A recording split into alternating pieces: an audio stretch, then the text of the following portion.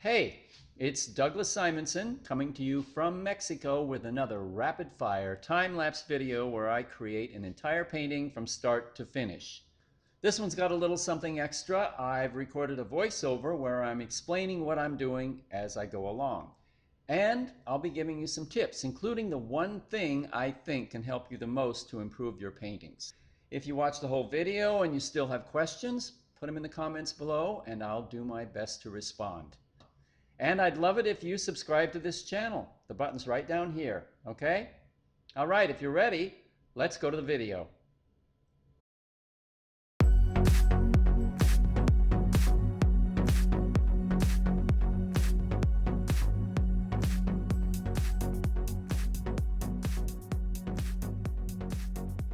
Okay, as we begin, you can see I've already sketched the image onto the canvas with pencil. That's how I usually start, especially when it's a fairly realistic image like this one. The next step is covering the canvas with a wash. This is just acrylic and water, a thin wash that's transparent and I can see the pencil marks through it. I like to paint on color rather than a pure white background because when you're painting on color, it's easier to see what your colors are doing, how they're responding to each other, rather than trying to do it on a harsh white background. Once the wash is done and dry, next thing I usually do is paint the darkest darks. Painting is all about values, and by that I mean the lightness or darkness of whatever colors you're using. So when I get the darkest colors down first, it gives me a good reference point for whatever's going to come next.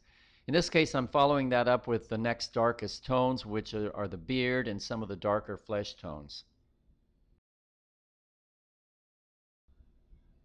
I started with the darkest darks, but now I'm putting in some of the blues and reds of the head wrap. I want to get the major color areas in early because that'll tell me what's working and what's not. Every time you add a color, it either works with the other colors or it doesn't, and if it's not going to work, you want to find out early. Now I'm putting in some of the lightest lights. I don't always do it this way, but I find putting in the darkest darks and the lightest lights early often gives me a better idea of how the values are working, and it makes it easier to find the right in-between or medium values as I continue. When I'm painting, I'm not spending a lot of time with fussy little details. I'm going for the big, bold strokes wherever possible. And I'm paying a lot of attention to my reference photos. Those are the photos on the left of the painting. You can't probably see it from this video because it's so fast, but I am basically checking my reference photos every few brush strokes. I'm looking at them a lot. As I paint, I'm constantly standing back and squinting so that it blurs the image and I can't see the details, and then I can see the whole picture. And it's easier to compare when you're squinting and you can look at the whole reference image and your whole painting next to each other. You go back and forth and you check, you compare what's different. And when you do see what's different, then you know what to work on. One thing I've left out of this video in the interest of time is my paint mixing. I'm actually mixing paint about 60% of the time I'm painting. Only 40% of the time am I actually putting it on the canvas. And I don't try to mix all my colors ahead of time either. I have to do it as I go along. If you try to mix everything ahead of time, it never works. It's like that saying, no battle plan survives contact with the enemy. Some colors are going to work, some aren't, and the changing conditions of your painting are going to require you to remix and retry different things to get it right.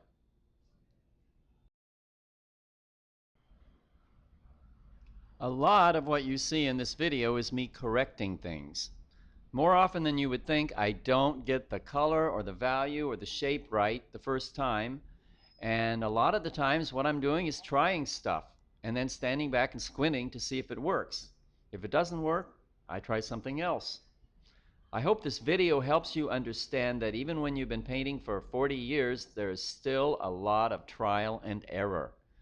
Yes, I do make fewer mistakes than I used to, and I do get it right the first time more often, but my experience still involves a lot of mistakes, corrections, mistakes, corrections, mistakes, corrections.